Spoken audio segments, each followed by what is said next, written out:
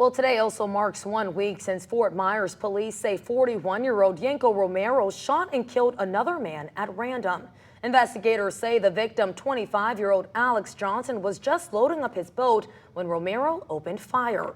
Since then, investigators have learned Romero is the only person of interest in a Michigan murder case. He's also accused of brutally beating his cellmate.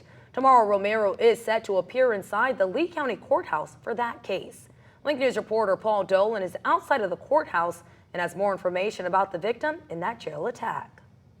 We know the victim, Brant Diaz, and Yanko Romero were cellmates. Diaz is facing nonviolent charges, and suddenly he found himself locked inside of a room of an accused murderer.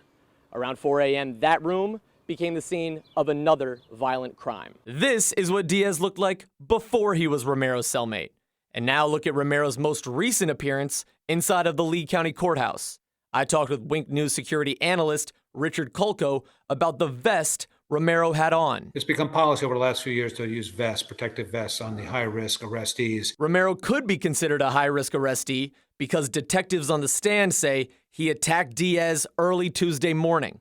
Romero already appeared in court virtually the day before, but after allegedly nearly killing his cellmate with his bare hands and feet, the judge dragged him back by, quote, any means necessary. This time in person.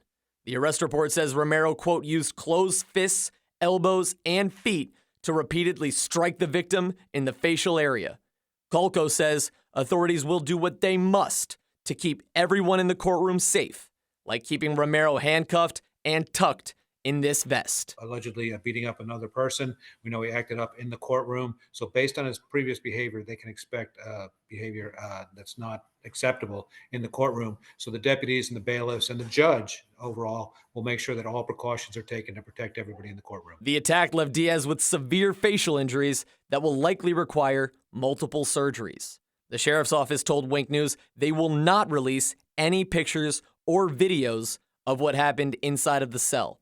Kolko said if the court thinks there will be sufficient risk, they'll be ready. There's additional deputies that they can bring, even some of the tactical deputies, the SWAT team, to make sure that the subject, the arrestee, acts in the proper manner. At 8:30 tomorrow, Romero is expected to make his first appearance inside of the Lee County Courthouse.